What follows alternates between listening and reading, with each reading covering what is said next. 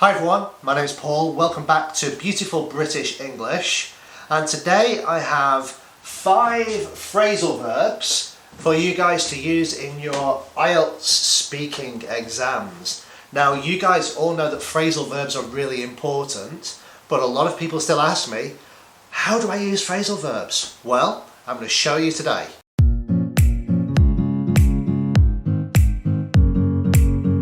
So, phrasal verbs are really important in everyday communication in English, especially with natives. They're especially important in exams such as IELTS because they allow you to demonstrate fluency and vocabulary skills.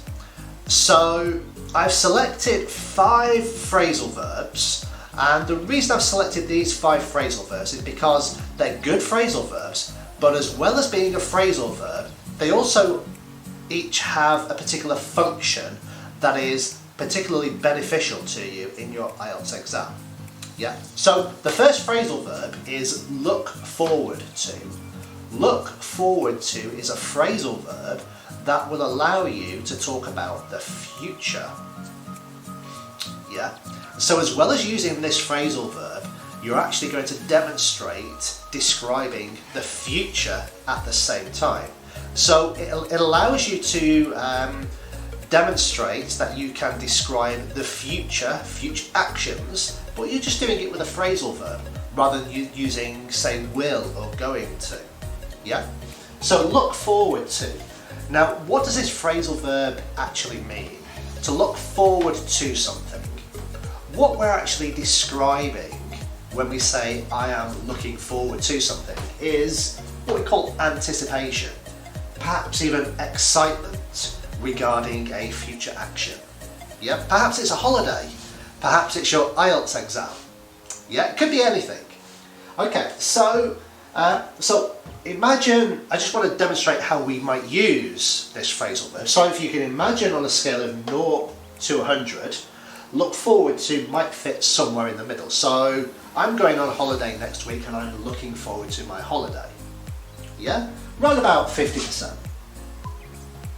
But what we can do is we can add some extra vocabulary, such as really or so, to add more emphasis to our meaning. So I'm not just looking forward to my holiday, I am really looking forward to my holiday. Yeah? I like to use the word so. The word so allows you to add emphasis like sort of natives would. So you might say, well, I am so looking forward to my holiday. Yeah? Sounds a lot more natural. Now you can also use this phrasal verb in a negative way. For example, I am not looking forward to my medical exam next week. Okay, so although this is a very, very common phrasal verb, a very positive phrasal verb, generally it's used in a positive way, but you can actually use it to describe negative emotions as well, so don't forget that. What we're going to do now is I'm going to demonstrate for you some different ways that you can use this phrasal verb in your IELTS speaking exam to demonstrate great use of vocabulary, good grammar skills, and also improve your fluency score. Now, one of the interesting things that you have to remember about your phrasal verbs is they are verbs. So they have a past, a present, and a future form. Yeah, so you can use them in different tenses. Now, I've just got look forward to here in present simple and present continuous, just to demonstrate 2 different ways you can use this particular phrasal verb. So, for example, I don't know, let's say you're talking about going to the cinema, going to watch a movie. You might say, using the present simple, I always look forward to going to the cinema. I always look forward to movie nights. Yeah, which is allowing you to demonstrate looking forward to regular actions that occurred in the past, they're occurring presently, and they're also going to occur in the future. Yeah. So don't forget, the present simple allows you to demonstrate regularly occurring actions. So past, present, and future. Yeah. And with the present continuous, I am looking forward to going to the cinema tomorrow. Yeah. This is particularly allowing you to just talk about a future action. Yeah. So we've got present simple and present continuous. Remember, present simple for those regular and reoccurring actions, something you might do on a weekly or monthly basis, or you have the present continuous, which just allows you to talk about that one event in the future. I am looking forward to my holiday in May. Yeah? So yeah, now let's look at how we can use this phrasal verb, look forward to, in the past. So, how do we use a phrasal verb like look forward to, which we know is describing the future, but use it in a past tense? It sounds a little bit strange, but it is very possible and a very natural way to use these phrasal verbs.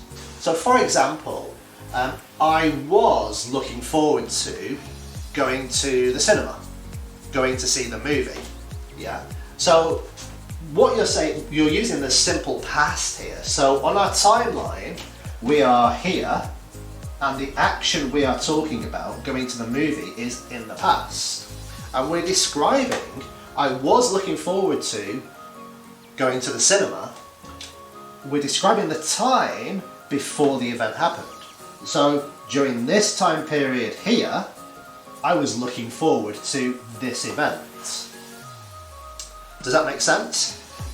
Both of these things that you're describing happened in the past, but you're still describing your anticipation, how you felt before this event happened. Okay? Now we can do the same thing or a similar thing with the present perfect. I have been looking forward to seeing this movie.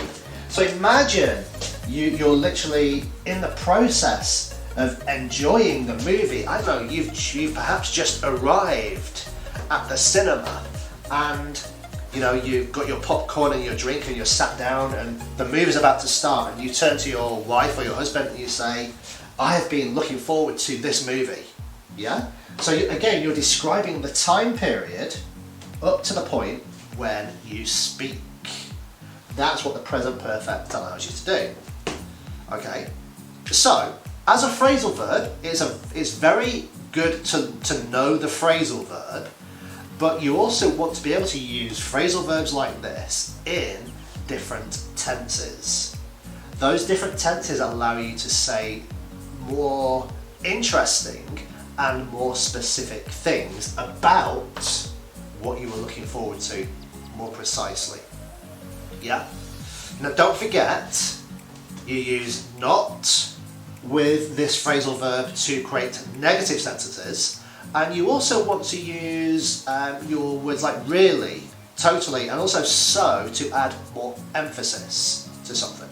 Perhaps, I don't know, you've been waiting for the latest blockbuster movie and you're literally there. You might say to your friend or to your wife or your husband, I am so looking forward to this. Yeah? That's what I do anyway. I always get a little bit overexcited. Right, that is look forward to, which is a phrasal verb that allows you to describe the future. Our next phrasal verb is going to allow you to describe the past. So, our next phrasal verb, which allows us to talk about the past, is look back on, to look back on something. So this phrasal verb is all about remembering or recalling past actions. It could be that holiday that you went on last year, or it could be the movie that you saw last week. Yeah, but you're remembering or recalling things in your past. Now, you might generally find most people would use this phrasal verb to look back on using present simple. So, a couple of examples. When I look back, it makes me feel happy. So when I look back on my wedding day, it makes me feel happy. When I look back on my holiday, it makes me feel happy. Yeah, obviously you can change happy to anything you want. And now, I've used when here, okay, because when is a word that is used to describe, you know, the regularity of an action. So when I do this, I feel happy. Yeah, I do this quite regularly. I like to look back and remember quite regularly. Yeah. Another way of saying the same thing is, well, I like to look back and think about, you know, what's happened in my life. Yeah, I like to look back and reminisce, perhaps. Yeah. So basically, what's happening here is this is you now, and you are referring back to a past event. You are remembering and recalling a past event. And this is how most people would use this phrasal verb.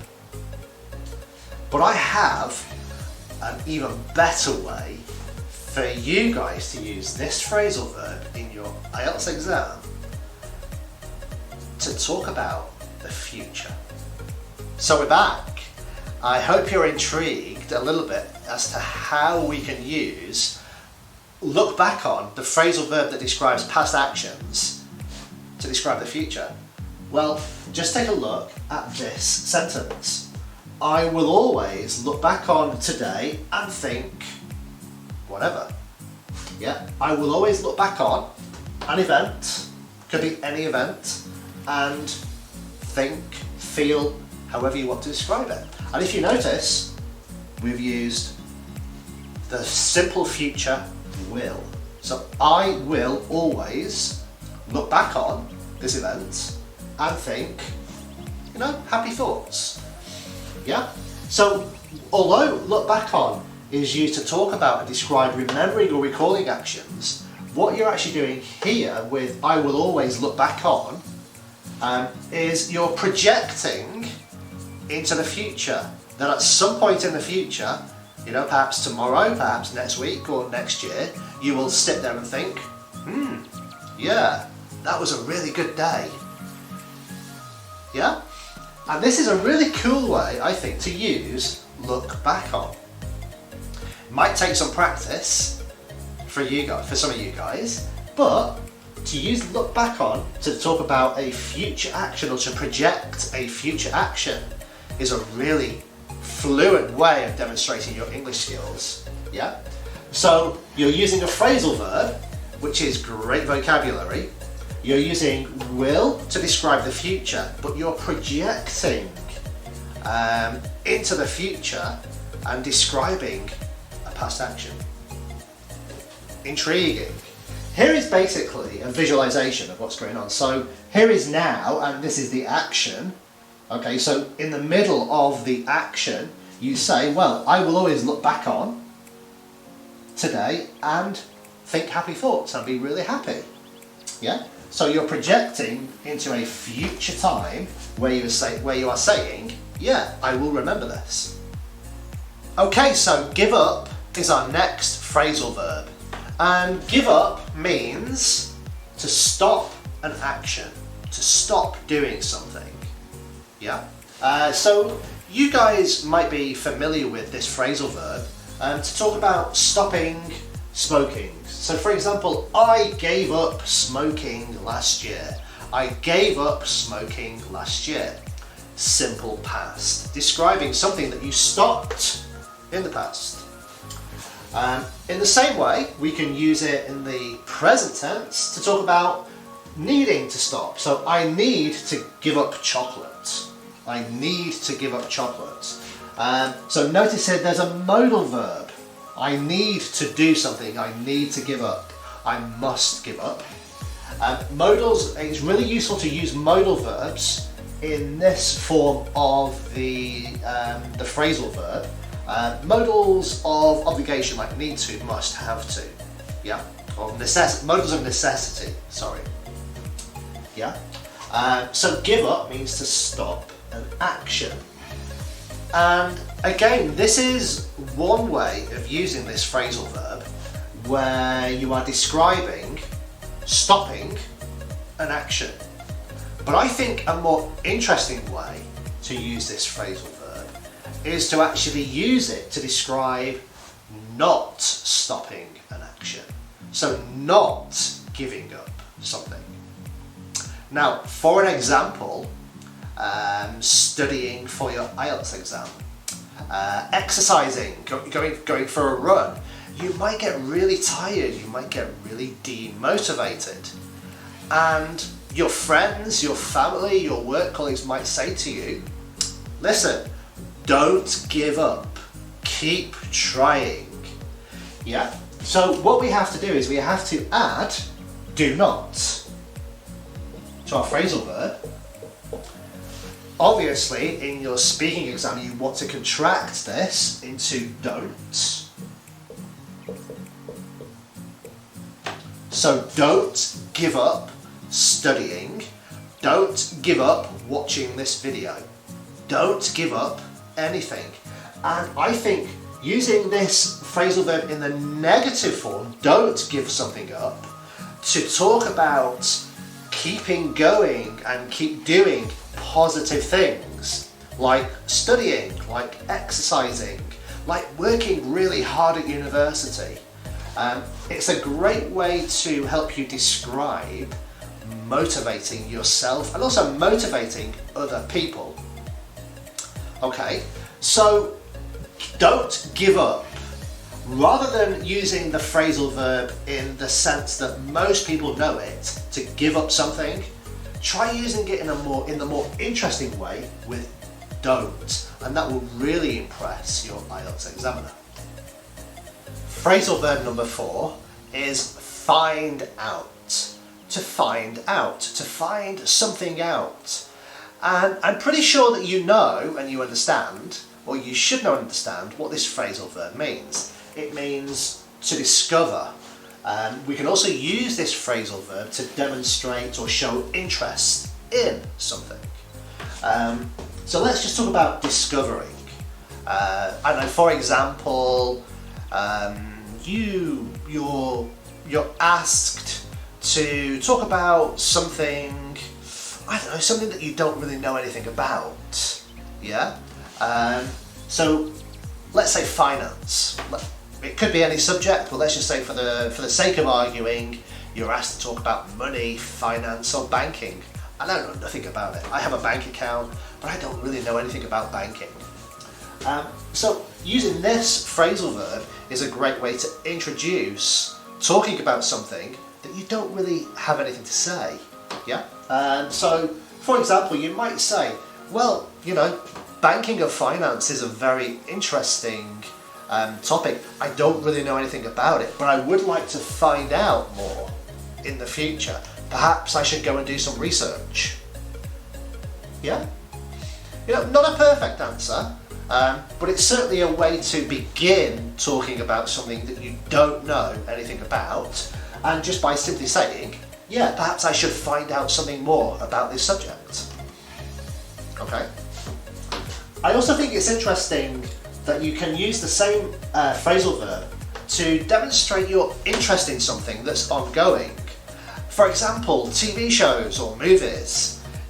You know, most TV shows, if you ever watch a TV series that goes on and on and on, you get to the end of one episode and something really exciting happens, but you never really see what was really happening. And you want to find out what happens in the next episode.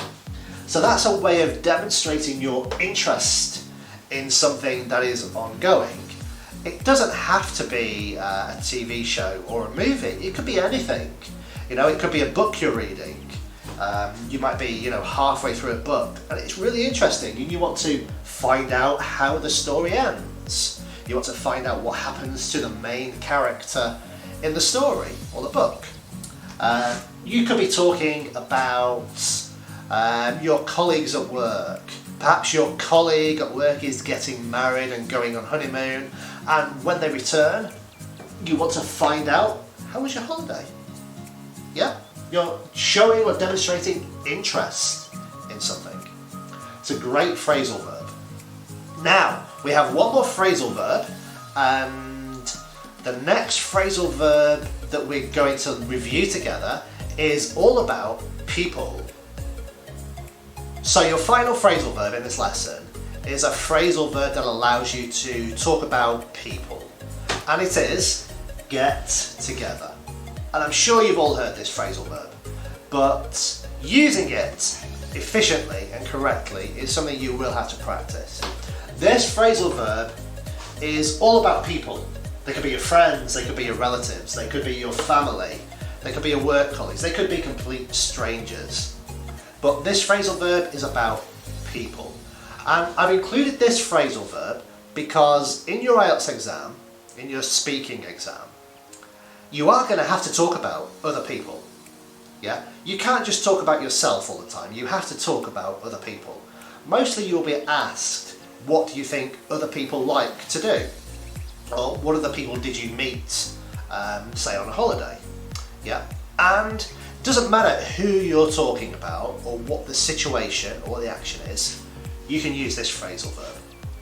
Yeah? So you can use this phrasal verb to describe actions at work. Our boss, our manager, our project leader, the managing director, he told us all to get together and solve the problem. Yeah? So that's with your colleagues. Relatives, I like to get together at Christmas with all my family and we just have a good time. We catch up. So relatives, family, friends. Me and my friends, you know, every other weekend we like to get together and just go for a drink. Now do remember that these phrasal verbs, because they are based on verbs, they have past, present and future forms. So think about the different tenses. Yeah? You know, if you're talking about the future, we will get together at Christmas with my family and my relatives. Okay? I have been looking forward to this get together, present perfect, for ages. Yeah, we got together last weekend. Right? So remember, don't just use these phrasal verbs in the simple present. Yeah, mix up the tenses, okay? And it will really benefit you and really help you to demonstrate your fluency skills in an IELTS speaking test. Right, that's the end of this lesson. I hope you've enjoyed it. If you have, please subscribe to this channel, it's really important. Give me a like as well. And if you want to practice your speaking for your IELTS exam, there is a link under this video to a booking site and you can book a lesson with me.